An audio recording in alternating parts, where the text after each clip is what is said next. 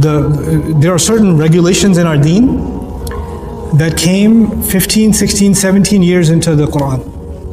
Quran came for 23 years. Some rules were revealed 16 years in, to the best generation ever. Hijab, for example, was revealed in the 16th year, arguably. Surah An-Nur. 16 years. For 15 years, Aisha radiallahu anha, Khadija radiallahu ta'ala anha, Ummahatul Mu'mineen, the greatest sahabiyat, had no regulation of what? No hijab.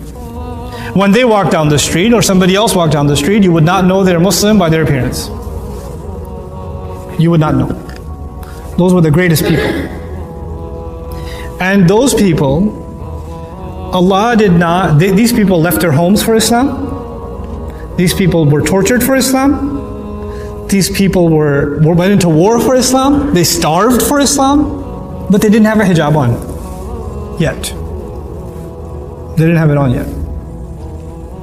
Why do you think that is? Why didn't Allah just send it from the beginning? Well, if you're a Muslim, take shahada, put a hijab on. You could have done that, right? And this is the greatest generation, willing to make the most sacrifices. If they're willing to sacrifice their home, they're willing to leave, be killed, be tortured. What's a piece of cloth on your head?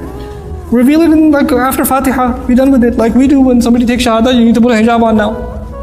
Immediately. If you study Surah An-Nur carefully, you know what you find out? It's not easy for a woman. That's not an easy decision. Some things are easier than others. Some things take time. Allah took His time giving that revelation. We don't take our time easing somebody into things. We want it on them right away. Immediately. The hukum is the hukum, I agree. The regulation is the regulation. But study some seerah. Understand how the Quran came. The Quran is not just a book of rules. It encapsulates the legacy of our Messenger sallallahu alaihi wasallam. How is Islam given? It's not just the rules. How were those rules given? How do you put them inside somebody's heart, not just on their head? How do you do that? And by the way, when you try your way, force your girls, force somebody, what happens?